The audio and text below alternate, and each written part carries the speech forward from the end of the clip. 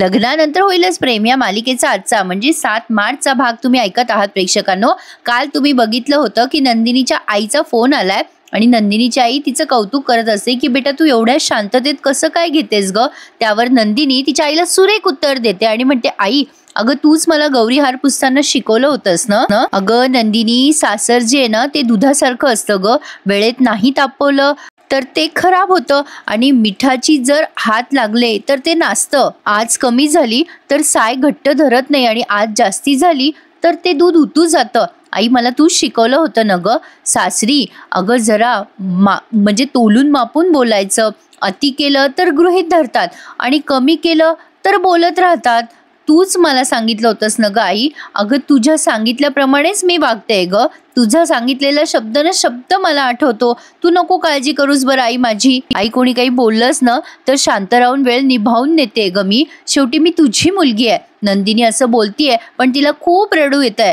आता मात्र नंदिनी म्हणते आई मी तुमचं नाव कधीच खराब नाही ग होऊ देणार आणि काव्याची काळजी करू नकोस आई, मी समजावून सांगेल काव्याला। अगं तू आरूची काळजी घे, बाबाची काळजी घेशील ना आई नक्की काळजी। नंदिनीची आई म्हणते बेटा आई तर मी आहे पण माझं सगळं शहाणपण तू घेऊन गेलीस ग राजा, ठेवते मी फोन। नंदिनी म्हणते हो आई। आता नंदिनी फोन ठेवून देते पण मनातल्या मनात ठरवते की नंदिनी आता तू आता देशमुखांच्या घरची सून आहेस, आता रडत बसायचं नाही असं म्हणून नंदिनीने आता तिचे अश्रू पुसले। काय आहे ना प्रेक्षकांनो, प्रत्येक स्त्री मधला फरक त्यांनी खूप छान पद्धतीने दाखवलाय। म्हणजे नंदिनी किती शांत आहे तेवढीच काव्या हायपर आहे। आता काव्या विचार करते की हे सगळं काय होऊन बसलंय माझ्या आयुष्यात, या लग्नामुळे उद्ध्वस्त झाले मी, ताई तर असं वागतीये जसं काही झालंच नाहीये आणि जीवाला तर काही भानच नाही। हे सगळं व्हायला हवंय का, माझी ताई हे लग्न एक्सेप्ट करायला बघती आणि जीवाचं काय, तो तर माझ्याकडे बघायला सुद्धा तयार नाहीये। नाही मला आता हे सगळं थांबवावं लागणार आहे। जीवाला असं वाटतंय जणू काही मी त्याच्यासाठी नाहीच आहे, मला आता हे सगळं सहन करायचं नाहीये, मला आता हे सगळं थांबवावं लागणार आहे। कसं करावं काय करावं माहित नाही पण काही झालं तरी मी पार्थला माझा नवरा म्हणून सहन करू शकत नाही। मी पार्थच्या नावाचं मंगळसूत्र कधीही मिरवणार नाहीये, काहीही झालं तरी हे लग्न मोडल्याशिवाय तर मला चैन पडणार नाहीये। आता काव्या मनाशी ठरवते। आता या मानिनी ताई म्हणतात बोला, अहो बोला काहीतरी। आता ते पारचे वडील म्हणतात अगं मानिनी, अगं आपण शहरात असलो तेव्हा तर आपण तिरपांगडा विचार नक्कीच केला असता ना, बरोबर बोलतोय ना मी मानिनी। मग मानिनी ताई म्हणतात हो बरोबर आहे तुमचं। पारचे वडील म्हणतात अगं ज्या परिस्थितीत ही लग्न झाली ना मानिनी, तिथली वेळ चुकीची होती, ती माणसं चुकीची होती, म्हणजे आपल्यापैकी कोणाची काही चूक नसताना आपण हे सगळं सहन केलं ग। मानिनी ताई म्हणतात बरोबर आहे तुमचं, म्हणजे पार्थ आणि नंदिनी त्यांच्या लग्नाची स्वप्न बघत होते ना। आता या पारचे वडील म्हणतात अगं मग आपण हे सगळं का सहन करायचं। मानिनी ताई म्हणतात अहो जीवा आणि काव्याच्या तर मनातही नसेल ना की आपलं लग्न होईल म्हणून। मग आता पारचे वडील म्हणतात अगं मग तेच म्हणतोय ना मी, मला तर असं वाटतंय की आता आपण आपल्या शहरात आहोत ना, आपल्या घरात आहोत, इथे कुठे कोणता यशवंतराव देशमुख आहे का, कोणी लाठीकाठी घेऊन कोणी गावकरी उभे आहेत का, कोणी आपल्याला मारणार आहे का मानिनी मला सांग। अगं आपण या घरात आपण आहोत, आपल्या घरात आहोत, आपली पोरं आहेत आणि त्यांच्यापुढे त्यांचे अख्खे आयुष्य आहेत ग। अगं इथे काही पंचायत नाही ठरवत नातेसंबंध कसे असतात काय नाही, घरातली माणसं ठरवतात ना नातं कसं टिकवायचं काय करायचं। अगं ऐक माझं मानिनी, आपल्या मुलांच्या आयुष्याचा प्रश्न आहे, आपण आपल्या मुलांच्या आयुष्याचा जो हा चुकीचा निर्णय घेतलाय ना, आपण आपल्या पोरांना मोकळं करू ग या नात्यातून। आता ते जेव्हा असं सांगतात तेव्हा मानिनी ताई म्हणतात म्हणजे, आता ते म्हणतात अगं म्हणजे आपण आजच्या काळातल्या आई वडिलांसारखा विचार करायला हवा मानिनी। अगं आपल्या मुलांना ह्या लग्नाचा त्रास होत असेल तर आपण त्या बंधनातून त्यांना मुक्त करूया मानिनी।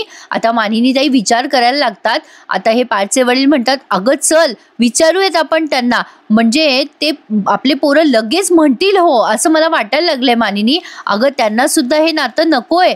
आता हे सगळं ऐकून या मानिनी ताई म्हणजे टेन्शन मध्ये आल्यात आणि त्या हपकून खाली बसतात। आता कसं आहे प्रेक्षकांनो, व्यक्ती तितक्या प्रकृती, प्रत्येकाला म्हणजे प्रत्येकाचे विचार पटतातच असं नाही। मानिनी ताई त्यांच्या पॉइंट ऑफ व्ह्यूने विचार करतात आणि पारचे वडील त्यांच्या पॉइंट ऑफ व्ह्यूने, त्यांना असं वाटतंय की कशाला बळजबरीचं नातं थोपवायचं पोरांवर, पण मानिनी ताईंना असं वाटतंय की झालंय ना लग्न आता हे पोरं समजून घेतील। पण त्यांनी त्यांच्या मिस्टरांना खूप छान बाजू मांडली आहे बरं का स्वतःची। आता ते पुढच्या सीन मध्ये दाखवलंय, पण तत्पूर्वी बघा, ही रम्या खिल्ली उडवत असते काव्याची आणि नंदिनीची. आता या तिघीच्या तिघी या चांडाळ तिकड्या म्हणायला हरकत नाहीये, आपण मालिकेच्या पात्राबद्दल बोलतोय बरं का.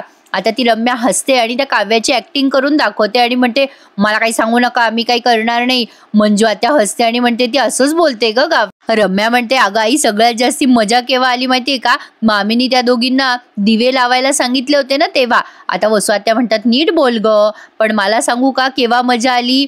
तर लगेच रम्या म्हणते, केव्हा ग आई. वसुआत्या म्हणतात, अगं त्या नंदिनीला मी काव्याच्या पाया पडायला लावलं ना तेव्हा मजा आली गो मला. ती नंदिनी काव्याच्या पाया पडली पण जीव मात्र माझा शांत झाला. अगं तुला सांगते मी रम्या, आज त्या नंदिनीची काय जिरवली आहे ना मी. आता बघच हळूहळू काव्याला मी कशी सरळ करते. मग आता रम्या म्हणते, आई सगळं सगळं खरं आहे, पण या लग्नामध्ये ना काव्या नंदिनीमध्ये चांगली कुरबुर सुरू झाली आहे ग. अगं तू जेव्हा त्या दोघींशी बोलत होती ना तेव्हा आम्ही त्या दोघींची भांडणं बघितली लपून. आता वसुआत्या म्हणतात, काय सांगतेस, भांडत होत्या दोघी. मंजिरी म्हणते, अगो हो, मी सुद्धा ऐकलं. मग वसुआत्या म्हणतात, अगो बाई काय सांगताय दोघी, उत्तम झालंय उत्तम. त्या दोघी आता कचाकचा भांडतील एकमेकींशी, मज्जा येईल. म्हणजे काय होईल माहितीये का, म्हणजे लग्नानंतर या दोघी बहिणी नुसत्या भांडणार. नंदिनी म्हणेल काव्याला की तू का केलंस पार्थशी लग्न सांग, आणि या तिघीच्या तिघी मोठ्याने खदाखदा हसायला लागतात. रम्या म्हणते, अगं त्या दोघींमध्ये नळावरची भांडणं झाली पाहिजे, मज्जा येईल बघायला. ती मंजू आत्या म्हणते, त्या काव्याने नंदिनीच्या झिंजा उपटल्या पाहिजे, मज्जा येईल. आता ती वसुआत्या म्हणते, होणार होणार, सगळं होणार. आधी त्या नंदिनी आणि काव्यामध्ये फूट पडणार, मग त्या दोघांच्या संसारामध्ये फूट पडणार. आता असं बोलल्यानंतर लगेच त्यांचं लक्ष जातं काव्या नंदिनीच्या खोलीत जातीये म्हणून. आता तिघी म्हणतात, बघ बघ कशी चालली ती तिच्या बहिणीच्या खोलीमध्ये. आता रम्या म्हणते, आता ही तिथे जाणार आणि राडा करणार ग आई. आता ही काव्यानं आग आहे, नुसती आग. मग वसुआत्या म्हणतात, ती नंदिनी म्हणजे शांत संथ पाणी आहे, म्हणजे त्या पाण्यात किती आग लावा ते पाणी आगीला वाढूच देत नाही, अशी ही नंदिनी आहे. मग आता रम्या म्हणते, आगीत कितीही पाणी होता, एकदा का ती आग भडकली ना किती पाण्याने शांत होणार नाही, अशी ही काव्य आहे. वसुआत्या म्हणतात, आपल्याला हेच हवंय ग, म्हणजे हे पाणी सुकलंच नाही पाहिजे आणि आग भडकत राहिली पाहिजे, मज्जा येईल मज्जा. रम्या म्हणते, नंदिनी शांतपणे हँडल करते ना, मग आपण काव्याला ट्रिगर करत राहू, आणि त्यासाठी माझ्याकडे एक मोठा प्लॅन आहे. आता या तिघी एकमेकींकडे पाहायला लागतात, कसला प्लॅन आहे काय आहे. पण आता बघा, इकडे पारचे वडील मानिनी ताईंना कन्व्हिन्स करायला जातात की अगं मानिनी ऐक माझं, जरा शांतपणे विचार कर. मानिनी ताई म्हणतात, तुम्ही कसं काय असा विचार करताय, पोरांची हळद तरी उतरली का अजून. हे बघा, मला नाही वाटत की आपण आपल्या पोरांना हा पर्याय द्यावा. पारचे वडील म्हणतात, अगं का पण. मानिनी ताई म्हणतात, तुम्हाला असं नाही वाटत आहे का की तुम्ही खूप घाई करताय. अहो आज पहिलाच दिवस आहे हो पोरांचा, अजून 24 तासही झालेले नाहीयेत, थोडं थांबा जरा. अहो मुलांना अवघडल्यासारखं झालंय जरा आता, पण त्यांना जरा वेळ द्या, एकमेकांना समजू द्या.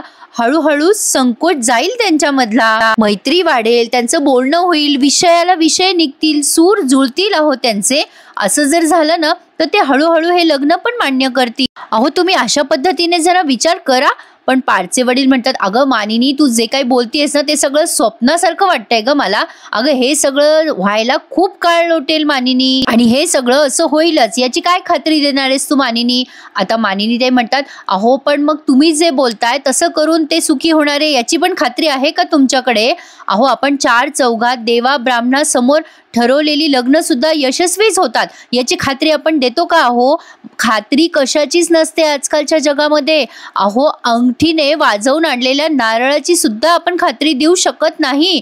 हवेत उडवलेला नारळ सुद्धा आपल्याला हवेत तेच स्थान मिळवेल याची खात्री असते का. हो म्हणजे म्हणून काय आपण भलते सलते पर्याय निवडत असतो का. नाही अहो असं नाही करत आपण. अहो रात्री झोपल्यानंतर आपण सकाळी उठूच की नाही उठू याची खात्री असते का आपल्याला.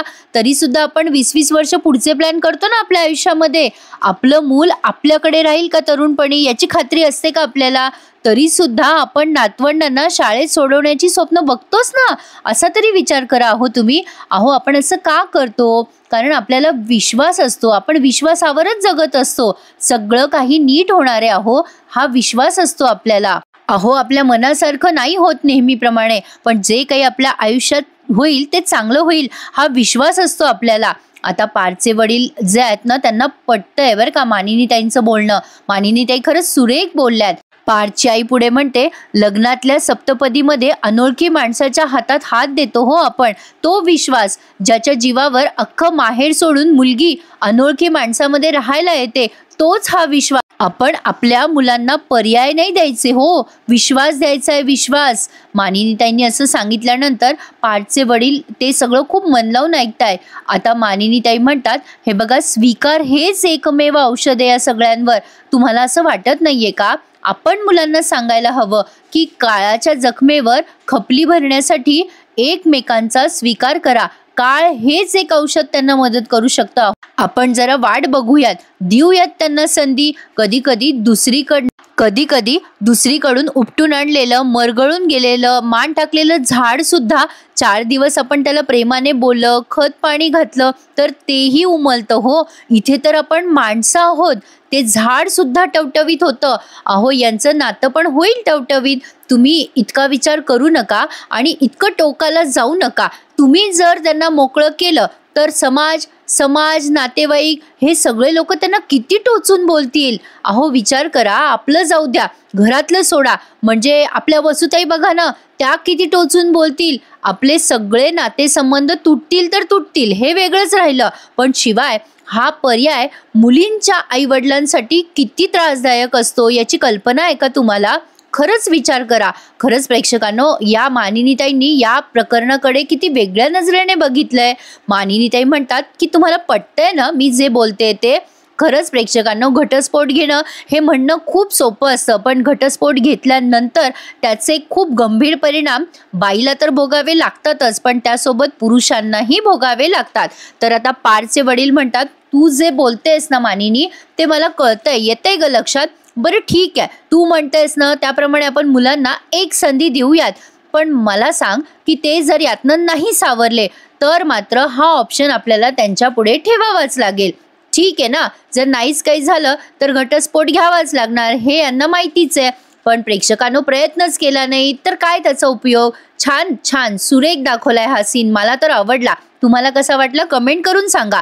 काव्या आता जरा रागात तावाने आली आहे तिच्या बहिणीजवळ आणि नंदिनीला म्हणते, ताई चल घरी चल आता. नंदिनी म्हणते, काय बोलतेस तू काव्या? काव्या म्हणते, बरोबर बोलते मी ताई, अगं घरी चल. अगं काय चाललंय काय इथे? अगं तू पाया पडलीस माझ्या? ताई तू आणि जीवा? अगं ताई, आउट ऑफ युअर माइंड, अगं तू काय करतेस? मी तुझी लहान बहीण आहे, तू पाया पडलीस माझ्या. नंदिनी म्हणते, अगं बेटा मला कळतंय सगळं, पण तू शांत होशील का? काव्या म्हणते, कशी शांत होऊ? सांग ना मला, तू कशी शांत होऊ? आणि तू कसं काय एवढी शांत राहू शकतेस ग ताई? अगं का राहतेस तू इतकी शांत? मला ना तुझं कळत नाहीये. अगं तुझ्या वागण्याचं मला अर्थच कळत नाहीये ग. नाही म्हणजे तू असं वागतेस जणू काही सगळं नॉर्मल आहे, सगळं छान चाललंय. अगं ताई, मी जेव्हापासून या घरात आली आहे ना तेव्हापासून मला असं वाटतं की इथून पळून जावं. अगं माझी घुसमट होते ग ताई. हे जे काही चाललंय ना इथे, अगं त्या मंजू आत्या बघ, त्या वसू आत्या बघ, कशा मुद्दाम त्रास देत आहेत आपल्याला, मुद्दाम करतायत. काय तर म्हणे खेळ खेळा, नावं घ्या, खेळ खेळूया, लग्नाचे खेळ खेळूया. काय चाललंय काय ग ताई? मला नाही सहन होते हे सगळं. नंदिनी आता तिच्या खांद्यावर हात ठेवते आणि म्हणते, काव्या माझं ऐक. काव्या चिडून म्हणते, काव्या काय काव्या? अगं ताई, एवढी नॉर्मल कशी काय झाली आहेस तू? अगं आपल्या दोघींचं आयुष्य अख्खं 360 अँगलने बदललंय. अगं बदललंय ग आयुष्य आपलं. अगं मला सांग की तू शांत हो असं मला म्हणूच कशी शकते? तू अशी कशी रिॲक्ट करतेस ग ताई मला? नंदिनी काही बोलणार तेवढ्यात काव्या पुन्हा चिडून म्हणते, मला ना तुझं काही ऐकायचंच नाहीये. तू ना ताई माझ्याशी बोलूच नको आता. मला माहितीये तुला काहीच वाटत नाहीये याबद्दल. अगं मला तर वाटतंय की मी गाढ झोपेमध्ये आणि मी आता पटकन उठली पाहिजे आणि उठल्यावर मला तू म्हटली पाहिजेस की अगं असं काही झालेलं नाहीये काव्या, हे सगळं स्वप्न होतं. आता मात्र नंदिनी म्हणते, पण बेटा हे स्वप्न नाहीये ना ग, आता हे आपलं आयुष्याचं सत्य आहे. आता काव्या चिडून म्हणते, मला नाही स्वीकारायचंय, मला हे स्वप्न नाही, सत्य नाही, काही स्वीकारायचं नाहीये. मी पार्थला नवरा म्हणून नाही बघू शकत आहे, कळत नाहीये का तुला? आता काव्या चिडतीये नंदिनीवर बरं का, पण तेवढ्या समजूतदार पद्धतीने रिॲक्ट होतीये. काय ना प्रेक्षकांनो, मी तुम्हाला पहिल्यापासून सांगतेय, ठीक आहे मालिकेची स्टोरी मला पण नाही आवडली आहे, त्यांनी असे वेगवेगळे पेअर दाखवायला नको होते, पण मालिकेमध्ये जे काही ते दाखवत आहेत ना नातेसंबंधावरती, ते खरंच खूप वाखाणण्याजोगतं आहे. म्हणजे बघा ना, नंदिनी किती प्रेमाने समजून घेते हे सगळं. आता तेवढ्यात तिथे ती शिल्पा का कोण आहे ना, ती मुलगी येते आणि म्हणते, वहिनी मी इथे झोपली तर चालेल का ग, कारण ना मला माझ्या बेडची खूप सवय आहे अगं. नंदिनी पटकन म्हणते तिला, हो चालेल ना, आणि अगं विचारतेस काय, तुमचीच रूम आहे ना. मग आता ती म्हणते, अगं मला आईने सांगितलं तुम्ही आमच्या रूममध्ये झोपणार आहे, पण खरंच मला बेडची सवय आहे ग, मला आई वडिलांच्या खोलीत नाही झोप येत, मी झोपू का इथे. आता नंदिनी म्हणते, हो चालेल ना. नंदिनी काव्याच्या खांद्यावर हात ठेवते, काव्या काही बोलणार, तेवढ्यात नंदिनी म्हणते, हो चालेल. म्हणजे बघा प्रत्येक जण किती आणि कशा पद्धतीने रिॲक्ट होत असतं. रम्या आता त्या दोघींचं बोलणं ऐकते बरं का, आणि लगेच थोड्या वेळाने या दोघी झोपल्यात, पण त्या दोघींना काही झोप येत नाहीये. आणि आता इथे त्यांनी एक सॅड सॉन्ग ऐकवलंय. बरं, या मालिकेमध्ये सॅड सॉन्ग असले घेतलेत त्यांनी वेगवेगळे की विचारू नका. आणि या सॅड सॉन्गवर त्यांनी अख्खं या चौघांचं आयुष्य पुन्हा एकदा आपल्याला रिफ्लेक्ट केलंय. म्हणजे यांनी यांचं आयुष्य किती आणि किती विचित्र पद्धतीने बदललेलं बघितलंय, पण आता हे सगळं ते कसं फेस करणार आहेत हे त्यांच्यासाठी खूप चॅलेंजिंग असणार आहे. काव्या आणि जीवा त्यांचं प्रेम विसरू शकतील का? नंदिनी आणि पार्थसाठी हे विसरणं सोपं आहे प्रेक्षकांनो, कारण त्यांचं अरेंज मॅरेज झालंय, कुठेतरी त्यांच्या भावना दुखावल्या गेल्यात. पण जीवा आणि काव्याचं मात्र आयुष्य बर्बाद झालंय, कारण या दोघांनी पुढची स्वप्न एकमेकांसोबत बघितलेली असतात, एकमेकांच्या सानिध्यात बघितलेली असतात. पण पार्थ आणि नंदिनीचं तसं नाहीये, त्यामुळे ते पार्टनर एक्सचेंज झाल्यामुळे दुखावलेत, पण ते सहज हे सत्य एक्सेप्ट करतील असं यांच्यामध्ये दाखवलंय. म्हणजे बघा ना, जोड्यांचं कॉम्बिनेशन छान दाखवलंय. थोडक्यात मला तुम्हाला हे सांगायचंय, कारण इथून पुढे त्यांनी अख्खच्या अख्खं ते सॅड सॉन्गच ऐकवलंय आणि या सगळ्यांच्या आठवणी आपल्याला रिफ्लेक्ट केल्यात. तर बघत राहा. काव्या खूप रडत असते आणि तिला नंदिनीला जीवासोबत बघणं सुद्धा सहन होत नाहीये. आता ती जीवासोबत ती त्याची बायको आहे हे कसं एक्सेप्ट करणार, बघणं पुढे खरंच इंटरेस्टिंग ठरणार आहे. कारण मला का उत्साह आहे प्रेक्षकांनो, कारण कुठला असा तो क्षण असेल ज्या क्षणामुळे ही नंदिनी आणि जीवा एक होतील किंवा काव्य आणि पार्थ एक होतील, हे बघणं खूप छान वाटणार आहे. तर बघत राहूया काय काय घडणार आहे. नंदिनी मात्र अगदी प्रेमाने बहिणीची काळजी घेतीये, सारखी डोकावून बघतीये काव्या झोपली की नाही, झोपली की नाही. काय बिचाऱ्यांचा सगळा दिवस पालटला आणि आपला महिना पालटला. यांचं अख्खं लग्न म्हणजे महिनाभर चाललं, पण त्यांच्यासाठी एक दिवस होता, आपल्यासाठी 2 महिने. पुढच्या भागात आपण बघतोय मुक्ता आलीये नंदिनीला समजून सांगायला की हे नातं एक्सेप्ट कर.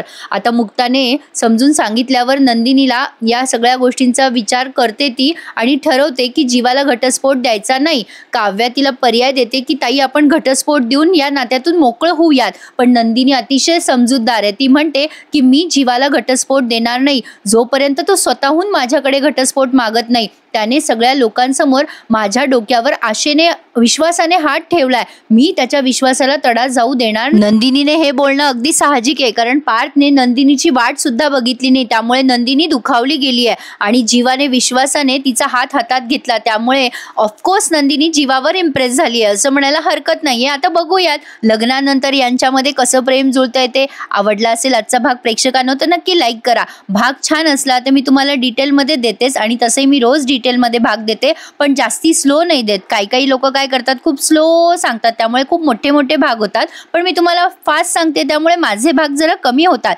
पण म्हणून माझ्या चॅनलला सबस्क्राईब करायला विसरू नका. आवडला असेल तर लाईक. नंदिनीच्या या निर्णयावर जीवा काय सांगेल, जीवा तिला घटस्फोट द्यायला तयार होईल का, काय काय होईल पुढे मालिकेत हे बघण्यासाठी चॅनल सबस्क्राईब करा. आणि आजचा भाग कसा वाटला, माझ्या आवाजात आवडला का, मला नक्की कमेंट करून कळवा. भेटूयात उद्या याच वेळेत. तोपर्यंत धन्यवाद.